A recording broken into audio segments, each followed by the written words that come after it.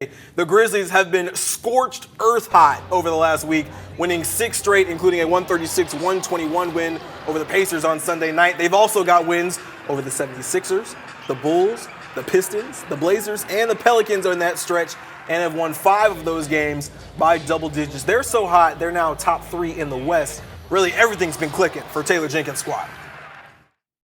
I mean, the vibe's good for sure. I mean, everyone acknowledges, the wins that have been, accruing, but I think they are very mindful of why it's accruing. We're winning in a lot of different ways. We have different guys stepping up every different night. We're getting contributions up and down the lineup, but, sometimes one guy's just got to stand a little bit more. He has that night, and it's not just one guy's show or 2 or 3 guys' show. It has truly been a thing of beauty for the Grizzlies over this stretch of 6 games now. Yeah. 6 wins in a row. I think that's so tough to do. It's one of the longest streaks that the NBA has seen so far this year. Obviously, the Cavs have certainly been one of those. Yeah. We've seen the Warriors have a win streak of their own, but the Grizzlies playing some really good basketball right now, Caleb. Yeah, and they needed to because they started the season around 500 up to this point where they went on this 6-game streak. They really needed that, and after all that has been said about Taylor Jenkins and his rotation, it's finally coming to fruition, and we're seeing this Memphis offense play to its true potential. But I really want to see them play a tough stretch of games. So far, not a lot of teams, no teams over 500 over that 6-game win streak.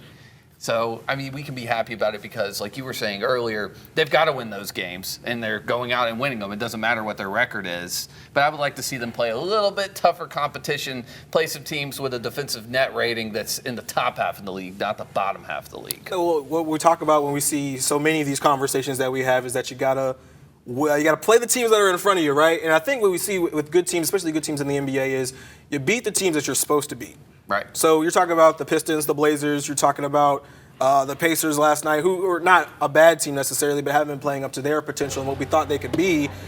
You got to play the teams that are in front of you. I think they're playing really well right now. We actually got a chance to see a team that plays with the same pace that the Grizzlies do in terms of the Pacers, where it's just very up and down, up and down. Yeah. And it almost bit them, right, in that Pacers game where you get a 45-point first quarter.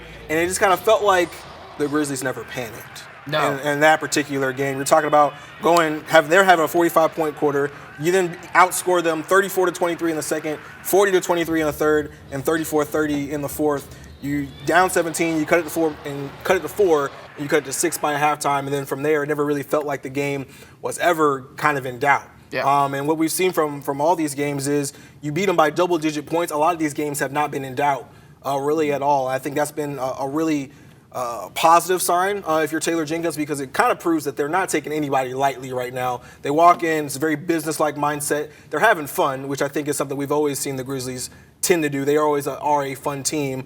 It was last year, notwithstanding, where it was a little rickety and a little rough. And even earlier this year where it was a little rickety and a little rough. But this stretch of games that they're on right now has proven no, this is a ball club that can seriously contend in the Western Conference and maybe even for a championship if they continue on the trajectory that they're on. Yeah, and I think last night you really saw Taylor Jenkins out coaching the other team. When you play a team Rick that Carlisle, plays, no less. Yeah, Rick Carlisle as well. When you play a team that plays a similar style to you, Grizzlies are 3rd in pace. Pacers are also top 10 in pace as well.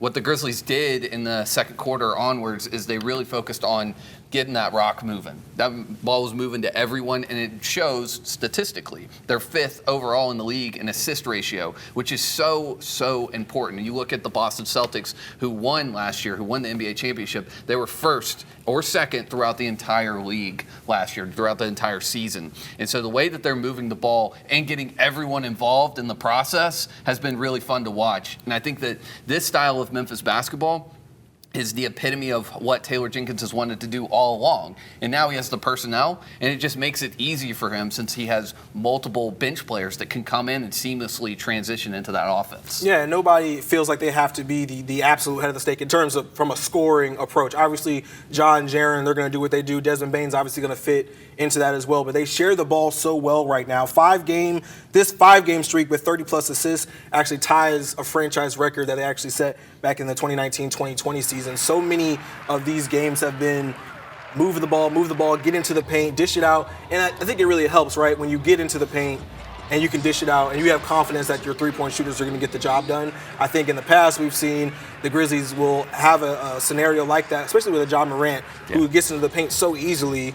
and then he tries to dish it out, and you get a wide open three that doesn't hit, and you're like, you need those, right? And I think that hasn't been the case at all this season. I think another big point that we can bring up here is just who's been on the floor and when they've been on the floor. We're talking about Marcus Smart coming off the bench. And I think that's been really impressive to me because when Marcus comes onto the floor, he's bringing a certain level of toughness and defensive energy that you expect in a starter. And obviously, Marcus Smart has been a starter in this league for a long time, played on championship-level basketball teams, even though he didn't necessarily have one. But for him to come and humble himself in a manner that says, hey, I'm going to let Jalen Wells, the rookie, come in, I'm going to let Santi start over me, says a lot about where this team is from a maturity standpoint because NBA players, egos, men, people have egos.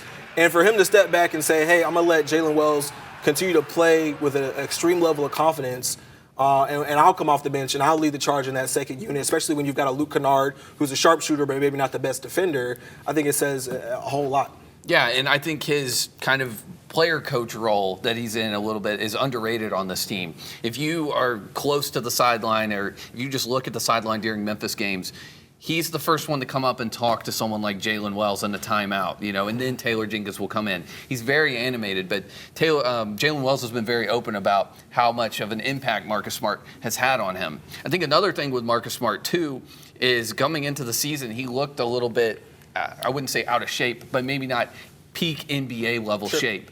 To me, he's lost weight, in my opinion. He looks like the Marcus Smart from 5 years ago, and he's playing like that. If you look at the game in early November against the Lakers, he looked a little bit out of sorts guarding someone like LeBron James. And I even said on the show, maybe those days are over for Marcus Smart, but apparently they are wrong. not.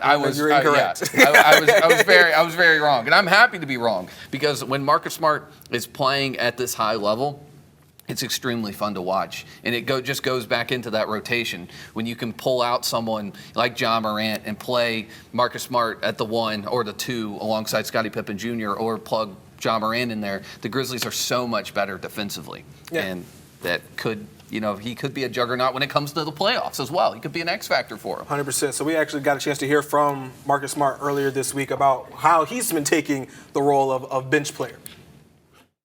No matter what, even if things are going right for us, that's who I am, and that's who I've always been, and that's why Memphis traded for me to be me. So I just, no matter whether I'm coming off the bench or starting, just try to do everything I can to give us a great chance of winning and making some plays for us. I feel like people are starting to kind of undervalue what you bring for sure. to the game. For sure, and me being 11 years and been doing this for this long. I love when people disrespect me and kind of lose sight of me and what I can do. And then you see nights like that kind of bring them back to their senses in a sense. So I love it. Keep doing it. So the man himself says it right there. I love it. Keep doing it. It feels like people have, to a certain extent, said, well, maybe we should trade Marcus Smart. Yeah. Maybe we should, try to get some value for him while he still has value. And I think what you're seeing here is he still has tremendous value to the Grizzlies because of his ability to do so many things, not just on the defensive end. He's not necessarily going to be an offensive juggernaut, but there might be a game where he has a spark, where he has a 25-point outing. He hits 4 threes for you. But what he's going to bring on the defensive end, and I think from a leadership perspective, is really going to be way more important than anything that Marcus necessarily brings on the offensive end. Yeah, and you saw that spin shot, that 360 shot, or the 180 shot. The heat check. And then he lost the ball a little bit on the wing and then just drained the 3. He still has it. I hope he wasn't talking about me when he said, I'm looking for those people disrespecting me. Marcus Smart, I grew up watching you. I think that you are a future Hall of Famer. But yeah, Marcus